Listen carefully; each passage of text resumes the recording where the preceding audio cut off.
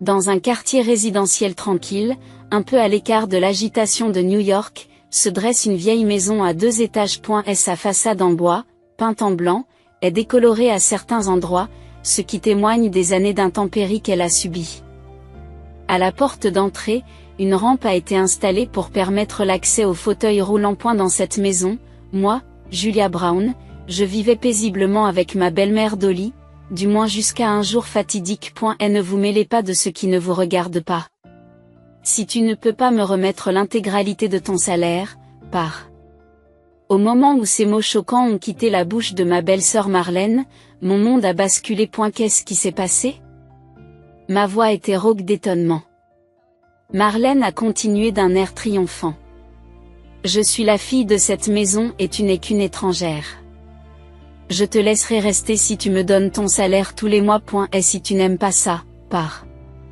Ces paroles m'ont laissé sans voix. Pendant 10 ans, j'avais pris soin de ma belle-mère avec dévouement, jour et nuit, et il était scandaleux que ma belle-sœur, qui ne faisait rien d'autre que jouer, me dise de telles choses. J'ai ressenti de la colère, de la tristesse et une profonde déception. Je me souviens parfaitement du jour où j'ai épousé Russell et où je suis arrivée dans cette maison, il y a 20 ans. J'avais alors 28 ans. Étudiante italienne récemment arrivée en Amérique, Russell m'avait gentiment accepté. Notre mariage a marqué le début de la cohabitation avec sa mère, Dolly. Le père de Russell était déjà décédé, et la cohabitation avec Dolly découlait de la piété filiale de Russell, qui ne pouvait pas laisser sa mère seule. À eu début, j'étais anxieuse. Vivre dans un pays étranger avec une belle-mère qui parlait une autre langue et venait d'une autre culture était intimidant. Cependant, Dolly semblait percevoir mon anxiété et m'accueillait toujours avec le sourire. Julia. Il doit être difficile de s'habituer à la vie en Amérique. Si tu as besoin de quoi que ce soit, n'hésite pas à demander. Dolly m'a aidé à étudier l'anglais et m'a fait découvrir la culture et les coutumes américaines. Peu à peu, sa gentillesse et sa prévenance m'ont ouvert le cœur. Elle m'a patiemment appris les tâches ménagères et la cuisine. Dolly m'a expliqué comment préparer un petit déjeuner à l'américaine et comment faire cuire une dinde pour Thanksgiving, en m'accompagnant à chaque étape avec soin. Julia, ta soupe est vraiment délicieuse. Pourrais-tu m'apprendre à la faire, me disait-elle? Ces mots de Dolly me remplissaient de joie. Nous avons naturellement construit une relation dans laquelle nous avons respecté et appris de nos cultures respectives. Heureusement, Dolly était très gentille et nous vivions bien ensemble. Bien qu'elle ne soit pas liée par le sang, elle est devenue une véritable mère pour moi. Cependant, tout a changé il y a 10 ans lorsque Dolly s'est soudainement effondrée. Un jour, en rentrant du travail, je l'ai trouvée allongée sur le sol du salon. Bien que j'ai failli paniquer, j'ai réussi à rester calme et j'ai immédiatement appelé une ambulance. À l'hôpital, on a diagnostiqué un accident vasculaire cérébral. Heureusement, elle a survécu, mais elle est restée paralysée du côté droit de son corps. Alors que le médecin expliquait la nécessité d'une rééducation à long terme et d'une assistance quotidienne, mon esprit s'est vidé. Madame Brown, votre belle-mère aura besoin d'une rééducation à long terme. Elle aura également besoin d'aide pour ses activités quotidiennes. J'ai acquiescé aux paroles du médecin. À ce moment-là, j'ai pris une décision ferme. Je comprends. Je vais m'occuper d'elle. Russell était d'accord avec moi. J'ai quitté mon emploi pour commencer à travailler à domicile en tant qu'indépendante afin de pouvoir m'occuper de Dolly à plein temps. S'occuper d'elle s'est avéré plus difficile que je ne l'avais imaginé. L'aider à prendre ses repas, l'aider à prendre son bain et l'accompagner chaque jour à des séances de rééducation, c'était très prenant. Parfois, j'étais complètement épuisée. Mais les mots de remerciement et le sourire de Dolly ont apaisé mon cœur. Ayant perdu mes parents très tôt, Dolly était comme une vraie mère pour moi. C'est pourquoi je n'ai pas eu l'impression d'être un fardeau en tant qu'aidant. J'y ai vu une occasion de rendre l'appareil. Il y a 3 ans, notre famille a dû faire face à une nouvelle épreuve. C'était une journée froide et pluvieuse. Alors que je préparais le petit déjeuner comme d'habitude, le téléphone a sonné brusquement. C'était la police. Madame Brown, Je suis désolée de vous informer. Votre mari a été impliqué dans un accident de la route. Au moment où j'ai entendu ces mots, j'ai eu l'impression que le monde s'était arrêté. Je me suis précipitée à l'hôpital, mais la nouvelle qui m'attendait était la pire possible. Russell était mort sur les lieux de l'accident. La soudaineté de la situation m'a empêché d'accepter la réalité. Submergée par le chagrin et le désespoir, je n'ai pas cessé de pleurer pendant des jours. Dolly, elle aussi, est restée muette sous le choc de la perte de son fils unique. Bien que son corps soit handicapé, son esprit est vif. Cependant, depuis l'incident, elle passait ses journées dans un fauteuil roulant, le regard perdu dans le vide. J'ai refoulé mon propre chagrin et je me suis consacrée aux soins de Dolly. Je l'ai encouragée à manger, je lui ai parlé et j'ai fait tout ce que j'ai pu pour l'aider à retrouver de l'énergie. J'étais déterminée à éviter que son état ne se détériore davantage. Voir qu'elle ne sombre dans la démence. Dolly, il fait beau aujourd'hui. Voulez-vous sortir prendre l'air ? Je lui suggérais, et parfois je l'emmenais dans le jardin. Nous nous asseyions sur le banc du jardin, regardant les roses que Russell chérissait, et passions des moments tranquilles ensemble. De temps en temps, nous nous souvenions de Russell, en versant des larmes ensemble. Quand Russell était petit, il jouait souvent dans ce jardin. Il grimpait à cet arbre et criait « Maman, regarde-moi ». La voix de Dolly tremblait. Mais peu à peu, la lumière est revenue dans ses yeux. J'ai également partagé des souvenirs de mon mari. Juste après notre mariage, Russell et moi avions installé un pique-nique dans ce jardin et bu du vin à la belle étoile. Il m'a dit « Julia, je suis si heureux de t'avoir rencontré. » Grâce à ces conversations, nous avons progressivement commencé à guérir. En partageant notre peine et en nous soutenant mutuellement, nous avons tissé de nouveaux liens. Pour moi, c'était simple, rien ne changeait dans notre relation. Je continuerai à vivre ici et à m'occuper de Dolly comme je l'avais toujours fait. Mais nos jours paisibles allaient être perturbés par un nouveau bouleversement. Un jour, il y a eu un visiteur inattendu.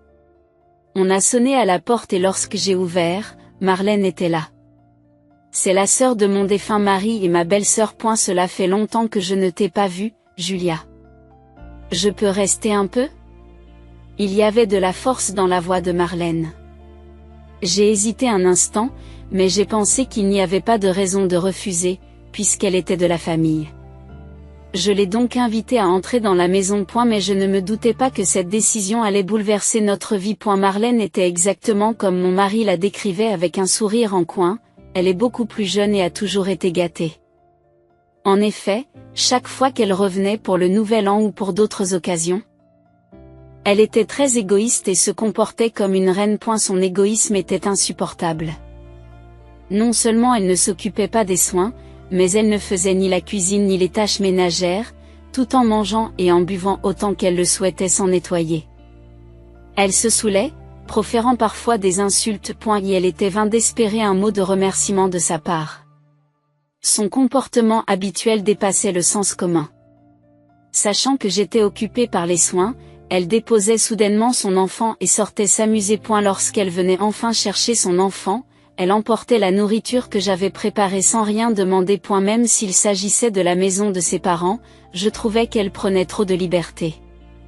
Un jour, j'ai eu le courage de parler à Marlène. Marlène, je pense que ce serait bien si nous pouvions tous coopérer et vivre ensemble. Pourrais-tu m'aider un peu ? Mais sa réponse a été inattendue. Quoi ? Toi, qui ne peux même pas avoir d'enfant, tu n'es qu'une pique-assiette inutile, alors tu devrais faire toutes les tâches ménagères pour être utile. C'est triste pour maman, qui a gagné des petits-enfants. C'est pour ça que je fais venir mes enfants. Ces paroles m'ont laissé sans voix.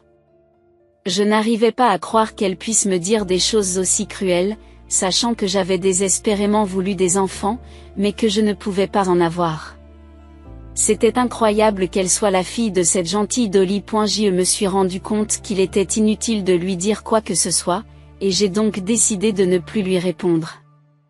Nous ne nous rencontrions pas souvent, et j'ai pensé qu'il valait mieux que je l'endure. Alors que je souhaitais vivre paisiblement, les visites de Marlène devenaient de plus en plus fréquentes. Un jour, Dolly a demandé à Marlène, « Marlène, pourquoi laisses-tu les enfants ici si souvent et reviens-tu si tard le soir? Marlène a répondu comme pour trouver une excuse. J'ai commencé à travailler à temps partiel parce que j'ai besoin de plus d'argent pour les enfants. Tu es heureuse de voir tes petits-enfants, n'est-ce pas maman? C'est vrai, mais Dolly ne semble pas convaincue. Les enfants sont encore jeunes, et pourtant elle travaille la nuit. Je me demandais aussi pourquoi elle avait besoin de travailler la nuit alors qu'elle n'avait pas de difficultés financières, mais je me taisais. Un jour, comme d'habitude, Marlène est venue me voir. Je pensais qu'elle était encore venue déposer ses enfants. Mais cette fois, elle était seule. Elle est venue en tirant une grosse valise de voyage et, alors que je me demandais ce qui se passait, elle a déclaré: j'ai divorcé. J'ai obtenu le divorce et j'emménage ici à partir d'aujourd'hui. Dolly et moi, choqués, avons demandé ce qu'elle voulait dire. Marlène, presque en larmes, s'est tournée vers Dolly et a commencé: maman, la vérité, c'est que je souffre depuis longtemps de la violence domestique de mon mari. Je n'en pouvais plus et j'ai décidé de divorcer. Le visage de Dolly pâlit en entendant ces mots. J'ai été tellement surprise que j'en ai perdu la parole moi aussi. Marlène a continué: je voulais emmener les enfants avec moi, mais mon mari ne l'a pas permis. Il n'a accepté le divorce qu'à condition que je laisse la maison tranquille. Je ne sais plus où j'en suis. J'avais rencontré le mari de Marlène quelques fois auparavant. Il avait l'air calme et gentil, pas du tout comme quelqu'un qui commettrait des violences. En fait, j'avais vu Marlène crier souvent contre son mari et ses enfants de manière déraisonnable. Cependant, Dolly a semblé croire immédiatement aux paroles de Marlène. Entendant la souffrance de sa fille, elle a accepté qu'elle emménage chez elle. Julia, je suis désolée. Mais je ne peux pas abandonner Marlène. Oli m'a présenté ses excuses. Avec des sentiments mitigés, je lui ai répondu que je comprenais. Merci. Maman. Marlène, qui avait l'air de pleurer tout à l'heure, souriait maintenant avec des yeux secs. On aurait dit que tout cela n'était qu'une comédie. C'est ainsi que commença notre vie avec Marlène. Cependant, elle continuait à ne rien faire du tout, comme avant. Elle n'aidait pas à soigner sa mère, ne faisait pas la cuisine, ni la lessive, ni le ménage. Étonnamment, elle ne faisait rien. De plus, son attitude envers moi devenait de plus en plus arrogante. Mais je gardais mon sang-froid devant Dolly. Je ne voulais pas inquiéter inutilement ma belle-mère. Un jour, Dolly m'a parlé. Julia, il y a un endroit où je voudrais aller.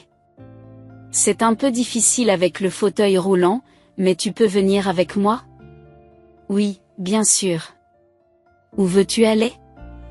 On s'arrête à notre café préféré? Cela fait longtemps. Il y avait un café qui était notre préféré depuis que j'avais épousé la famille. Nous y allions souvent lorsque Dolly était encore en bonne santé. J'ai aussi quelque chose d'important à discuter, alors ça me paraît bien. J'ai ressenti un léger malaise en entendant les paroles de Dolly. Lorsque nous sommes arrivés au café, Dolly, après avoir vérifié l'intimité des lieux, a commencé à parler à voix basse. Julia, en fait, je suis préoccupée par quelque chose concernant Marlène. Qu'est-ce qu'il y a? Elle sort au milieu de la nuit et dépense beaucoup d'argent. Il y a quelque chose qui cloche dans son comportement. Le visage de Dolly, également préoccupé par le divorce, exprimait une profonde inquiétude. Quelque chose ne semble pas normal. Je veux contacter l'ex-mari de Marlène, mais c'est difficile pour moi.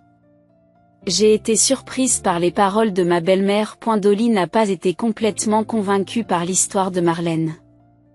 Je comprends. Je vais m'en occuper. À partir de ce jour, j'ai commencé à enquêter discrètement mais sûrement sur la vérité. Quelques semaines plus tard, j'avais découvert toute la vérité. J'ai contacté l'ex-mari de Marlène et l'ai rencontré directement. Son histoire était tout à fait différente de celle de Marlène. En fait, Marlène a eu plusieurs liaisons. Je lui ai pardonné à chaque fois, en essayant d'arranger les choses. La tristesse était évidente dans ses yeux. À la fin, Marlène a quitté la maison toute seule. Elle a également négligé les enfants. J'étais abasourdie. Toutes les histoires de Marlène étaient des mensonges. Comme preuve, son ex-mari m'a montré des échanges de messages entre Marlène et un autre homme, ainsi que des reçus d'hôtel. Après avoir tout appris, j'ai dit la vérité à Dolly. Elle a semblé profondément blessée. Mais son visage était aussi empreint d'une certaine détermination. Julia? Je vous remercie. Je dois faire quelque chose. À partir de ce jour, Dolly a commencé à communiquer étroitement avec un avocat. Elle ne m'a pas donné de détails, mais il semblait qu'elle préparait quelque chose. À la maison, Marlène a adopté une attitude de plus en plus arrogante à mon égard. Et fait quelque chose de plus substantiel. Qu'est-ce que c'est que ce repas fade et végétarien? Tu essaies de m'ennuyer, je fais des repas pauvres en sel, vu la santé de ta mère. Marlène, tu devrais cuisiner ce que tu aimes manger. Qu'est-ce qu'il y a? Ne me donne pas d'ordre, tu n'es qu'une pique-assiette. Une pique-assiette. En plus, mon frère est mort. Et tu es pratiquement une étrangère maintenant, n'est-ce pas? Pourquoi vis-tu toujours dans cette maison? Tu paies un loyer, si tu as un salaire, tu devrais tout me donner. Quoi? J'ai été déconcertée par les paroles de Marlène. C'est ridicule de garder un étranger dans la maison gratuitement. Tu devrais payer le loyer et les charges. Le loyer? Je vis ici depuis mon mariage. Nous avons même payé les rénovations quand nous avons emménagé, et toutes les factures d'électricité. Mais le terrain et la maison sont à nous. Et maintenant que mon frère est parti? Tu peux dire ce que tu veux, n'est-ce pas? Les paroles de Marlène m'ont profondément blessée. J'avais consacré 10 ans à m'occuper de Dolly jour et nuit, et il m'était insupportable d'être traité de la sorte. Qui s'occupera de Dolly si je ne suis pas là? Puis, ne te mêle pas de ce qui ne te regarde. Et si tu ne peux pas me remettre l'intégralité de ton salaire, par à un moment où ces mots choquants ont quitté la bouche de ma belle-sœur Marlène, mon monde a basculé. Qu'est-ce que c'est que ça? Et tu as le culot de dire des choses aussi horribles alors que je m'occupe de tout à la maison. Mais Marlène s'est contentée de se moquer de moi, comme si elle se moquait de mes efforts. N'est-il pas normal de recevoir de l'argent de quelqu'un qui n'est même pas de la famille et qui habite à la maison? C'est ridicule d'agir comme si tu me faisais une faveur. Vous devez vraiment être à la recherche de l'héritage. Je comprends. Si c'est ce que tu ressens, je partirai. Je n'arrivais pas à croire que Marlène, qui n'avait aucune intention de s'occuper de sa propre mère, était sérieuse, alors j'ai immédiatement appelé une maison de retraite. C'est ainsi qu'il a été décidé que Dolly irait vivre dans une maison de retraite au moment où je déménagerais. Par la suite, la santé de Dolly a semblé décliner. Je lui rendais visite tous les jours, appréciant le temps que je pouvais passer avec elle, même si nous étions séparés. Je suis tellement désolée, Julia. Je n'arrive pas à croire qu'elle t'ait mise à la porte. J'ai essayé de lui dire de revenir sur sa décision, mais elle n'a pas voulu m'écouter. Dolly, ne t'inquiète pas, appelle-moi si tu as besoin de quelque chose. Mais la fin est arrivée soudainement. Un jour, j'ai reçu un appel m'informant que Dolly avait eu une crise due à sa maladie chronique. Je me suis précipitée à l'établissement, mais Marlène était introuvable. Dolly, tiens bon. Ai-je crié désespérément. Dolly m'a pris la main et a parlé d'une voix faible. Julia. Tu étais vraiment une bonne fille. Dolly, ne parle pas comme ça. Nous avons encore du temps à passer ensemble. Les larmes ont débordé de mes yeux. Tout va bien. Tout est prêt. Je crois en toi. Sur ces mots, Dolly a tranquillement fermé les yeux. Malgré tous les efforts du médecin, Dolly est décédée. Je regrettais de ne pas avoir pu lui dire un adieu digne de ce nom ou lui exprimer suffisamment de gratitude. Je n'ai pas pu m'empêcher de pleurer. Quelques jours après l'enterrement de Dolly, tous les membres de la famille se sont réunis dans la maison où seule Marlène vivait désormais. Il semble que Dolly ait demandé à tous les membres de la famille d'être présents lors de la divulgation de son testament. L'avocat engagé par Dolly arpente la salle et commence à s'expliquer. Avant que je ne lise le testament à la demande de la défunte, elle a laissé un message enregistré de sa propre voix. Veuillez l'écouter. La voix de Dolly a commencé à jouer et tout le monde a écouté attentivement ses paroles. Merci à tous d'être venus ici. J'apprécie les relations que nous avons partagées au cours de ma vie. Je vais maintenant vous parler de la répartition de mes biens. Bien qu'il ne s'agisse pas d'une somme importante, j'ai demandé votre présence pour éviter tout problème. Tout d'abord, je laisse 100 000 $ à ma fille Marlène. Bien qu'elle n'ait pas du tout contribué à la prise en charge de ses parents, elle a de jeunes enfants et a divorcé. J'espère qu'elle utilisera cette somme pour les besoins des enfants et comme pension alimentaire, c'est pourquoi je ne lui laisse que la part légale. Marlène a sursauté de surprise. Quoi? La part légale? Ce n'est pas tout. Des murmures se sont répandus parmi les proches. Marlène est divorcée? Cela fait des années qu'elle ne se montre plus aux réunions de famille. Une pension alimentaire? Les enfants ne sont pas avec elle, Julia? La femme de Russell, n'était-elle pas celle qui s'occupait seule de Dolly? Marlène, face au regard de tous ses proches, devient rouge et tremble en serrant les poings. L'atmosphère était chargée, la famille digérant les révélations sur les dernières volontés de Dolly et le véritable caractère de Marlène. La voix de Dolly a continué. Ceux d'entre vous qui entendent parler du divorce de Marlène pour la première fois seront peut-être surpris. Et la cause en est son infidélité. Ce serait une chose si elle négligeait mes soins pour se consacrer à sa famille. Mais elle ne s'occupait pas de ses enfants et n'était pas fidèle, préférant passer son temps avec son amant. Son mari l'a surprise et a divorcé, et elle a perdu la garde des enfants. Je ne veux vraiment pas laisser un centime à Marlène, mais la connaissant, elle ferait valoir ses droits. Pour éviter tout problème aux autres héritiers, je ne lui laisserai que la moitié de la part légale. J'espère qu'elle l'utilisera pour s'acquitter correctement de ses obligations matrimoniales et que le reste sera utilisé au profit de ses enfants. Les membres de la famille ont poussé des cris de surprise et le teint de Marlène a changé. Julia? Merci d'être venue dans notre famille et pour ton dévouement au fil des ans. J'ai tout aimé chez toi. Cela a dû être très dur pour toi quand Russell est mort si jeune, mais tu m'as courageusement soutenue et tu t'es occupé de moi dans notre maison. Les larmes ont coulé sur mon visage.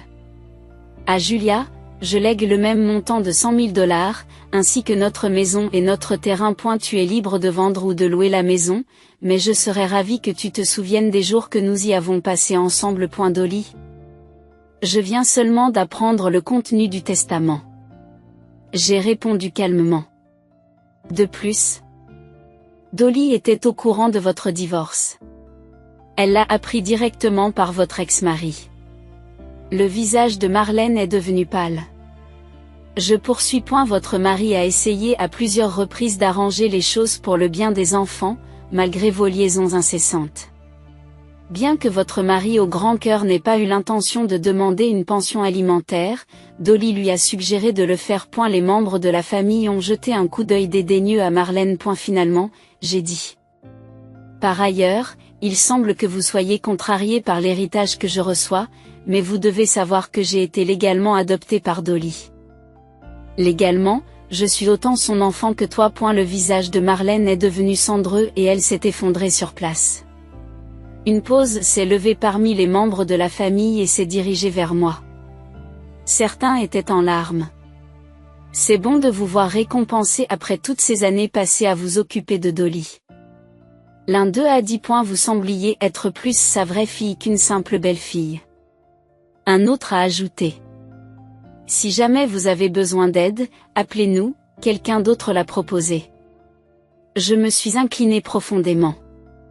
Je m'incline profondément. Il semble que Dolly ait réuni tout le monde pour s'assurer qu'il n'y ait pas de malentendus ou de rumeurs injustifiées au sujet de l'héritage après que je l'ai reçu. Ensuite, Marlène a quitté la maison en jurant. Bien qu'elle ait dû payer une pension alimentaire à son ex-mari avec sa part de l'héritage, il semble que sa vie ait été difficile par la suite. Aujourd'hui, je vis tranquillement, en triant les affaires de la vieille maison. L'avocat m'a donné l'enregistrement de Dolly lisant son testament. Merci pour tout, vraiment. J'ai toujours aimé votre honnêteté et votre gentillesse. Rien que de me rappeler les mots de Dolly. J'en ai les larmes aux yeux. Je me demande si j'ai pu lui exprimer ma gratitude de manière adéquate. Prendre soin d'elle n'était pas quelque chose que je considérais comme de l'assistance.